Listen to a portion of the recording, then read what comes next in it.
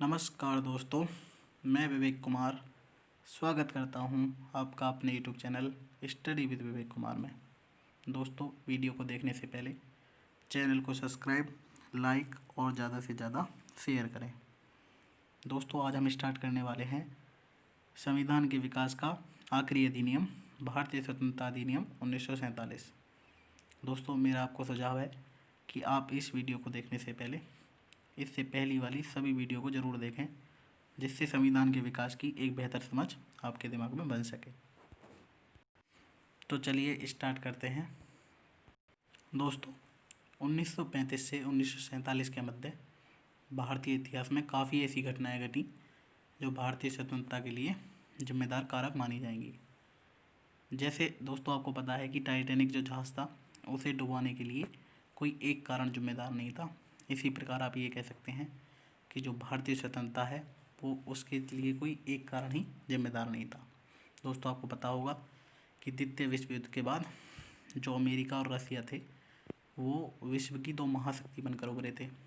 तो जो ब्रिटेन था, ब्रिटेन का विश्व में प्रभाव कम हो गया था। और दोस्तों, आपको ये तो पता ही होगा कि भारत में जो क्रांतिकारी गतिविधियाँ थी उनका भी एक बहुत बड़ा अहम रोल था भारत की स्वतंत्रता में। तो आप ये सभी घटनाएं हिस्ट्री में पढ़ेंगे।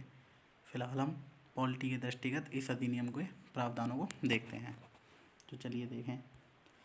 दोस्तों, आपको ये बात याद रखनी है कि इस अधिनियम को ब्रिटिश संसद में 4 जुलाई के दिन प्रस्तुत किया गया था और 18 जुलाई के दिन इस अधिनियम को, मतलब ये जो बिल प्रस्तुत किया गया था, इसे 18 जुलाई के दिन ब्रिटेन की संसद में स्वीकृति मिली थी। और देखिए इसमें क्या क्या प्रावधान किए गए थे। और आपको ये तो ओबियसली पता ही होगा कि पाकिस्तान में 14 अगस्त और भारत में 15 अगस्त को यह अधिनियम लागू हुआ था। देखिए इस अधिनियम के माध्यम से क्या क्या प्रावधान किए गए थे। देखिए, जो वायसराय का पद था उस पद को समाप्त कर दिया गया था और जो भारत का राज्य सचिव का पद था उसे भी समाप्त कर दिया गया था।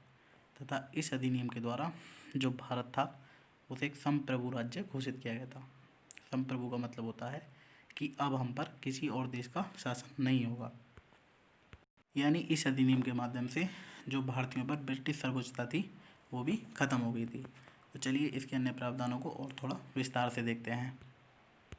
देखिए दोस्तों, इस अधिनियम के द्वारा 15 अगस्त 1947 को भारत में ब्रिटिश शासन को समाप्त कर भारत को संप्रभु राष्ट्र घोषित कर दिया गया। तो मैंने आपको बताया था संप्रभु का मतलब होता है कि अब हम पर किसी और देश का शासन नहीं होगा। और इस अधिनियम द्वारा भारत तथा पाकिस्तान दो संप्रभु राज्यों का गठन का प्रावधान किया गया। साथ ही एक तीसरी व्यवस्था, ये ब्रिटिशों की जो चालाकी थी, ये देख सकते हैं आप कि यहाँ देशी रियासतों के संबंध में की गई थी। देखिए दोस्तों, आपको ये पता होगा कि जब भारत देश आज़ाद हुआ था तो वहाँ पर जो ये देशी रियासतें थी इनको छूट प्रदान की गई थी कि भारत और जो पाकिस्तान दो कंट्री बनी थी।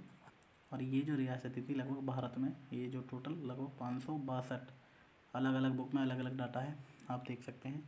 तो लगभग 562 रियासतें थी और उनको छूट प्रदान की गई थी कि वे चाहें तो भारत में जाएं, भारत में विलय कर लें, और चाहें पाकिस्तान में विलय कर लें, या अगर उनका मन ना हो तो वो इनमें से किसी में भी विलय ना करें और वो अपना अलग संविधान बना लें।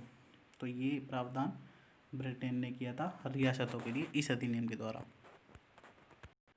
देखिए दोस्तों, इस अधिनियम द्वारा देशी रियासतों को भारत अथवा पाकिस्तान में से किसी भी देश के साथ शामिल होने की स्वतंत्रता दे दी गई। साथ ही देशी रियासतों को यह भी अधिकार दिया गया कि वे स्वतंत्र रूप से भी रह सकते हैं। तथा इस अधिनियम द्वारा जो दोनों देशों की संविधान सभा थी अपने अपने देश के संविधान का निर्माण कर सकती थी। और दोस्तों, इस अधिनियम द्वारा यह भी तय हो गया था कि जो ब्रिटिश पार्लियामेंट द्वारा निर्मित कोई भी कानून भारत और पाकिस्तान पर अब लागू नहीं होगा। किंतु यदि कोई देश चाहे, यानी कि अगर किसी देश का मन है कि वह जो ब्रिटिश पार्लियामेंट के किसी कानून को अपने क्षेत्र में लागू कर सकते थे, जैसे भारत में आज भी IPC 1860 की और CRPC 1973 की लागू है, ये आपको याद रखनी है।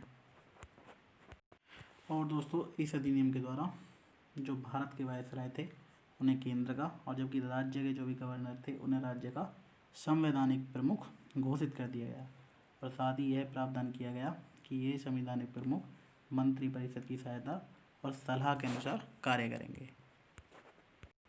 और दोस्तों इसी प्रावधान के अनुसार जो वर्तमान में भारतीय संविधान का अनुच्छेद 74 है वो ये कहता है कि राष्ट्रपति की सहायता के लिए और सलाह देने के लिए एक मंत्रिपरिषद होगी तथा राष्ट्रपति जो है मंत्रिपरिषद की सलाह के अनुसार कार्य करेगा। और यही प्रावधान एक आर्टिकल 163 के अधीन राज्यों में किया गया है।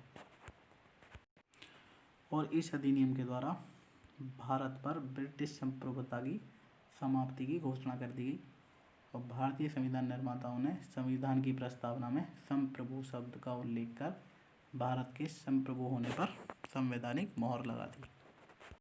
तो दोस्तों ये सभी प्रावधान जो इस अधिनियम के थे मैं आपको बता चुका हूँ। अगर आप इनमें से कुछ मोस्ट चीज़ याद रखना चाहें जो फैक्चुअल इन्फॉर्मेशन होगी तो आप ये डेट याद रख सकते हैं कि इन्हें कब कब किया गया था। तो आप ये तो नॉर्मल सी बात है, सभी को याद होगी, लेकिन ये आप ज़रूर याद रखें कि इसे ब्रिटिश संसद में कब प्रस्तुत किया गया था और इसे कब स्वीकृति मिली थी। तो आपको ये सभी बातें याद रखनी है। तो दोस्तों इस अधिनियम के लगभग सभी प्रावधान मैं आपको बता चुका हूँ और इस अधिनियम के समाप्त होते ही जो हमारी श्रृंखला चल रही थी संविधान के विकास की ऐतिहासिक पृष्ठभूमि वो भी अब ख़त्म हो चुकी है। दोस्तों अब इसके बाद हम स्टार्ट करेंगे इंडियन पॉलिटी यानी भारतीय संविधान में जो अब तक महत्वपूर्ण संशोधन हुए हैं उनके बारे में। जो संविधान का प्रथम संशोधन था 1951 से लेके जो अब तक आखिरी संशोधन हुआ है CAA वाला, इस संशोधन तक जो भी महत्वपूर्ण संशोधन हुए हैं संविधान में उन्हीं सभी महत्वपूर्ण संशोधनों पर चर्चा करेंगे। तो दोस्तों वीडियो अच्छी लगी हो तो लाइक करें, शेयर करें और कमेंट करें और दोस्तों चैनल को सब्सक्राइब करें। धन्यवाद।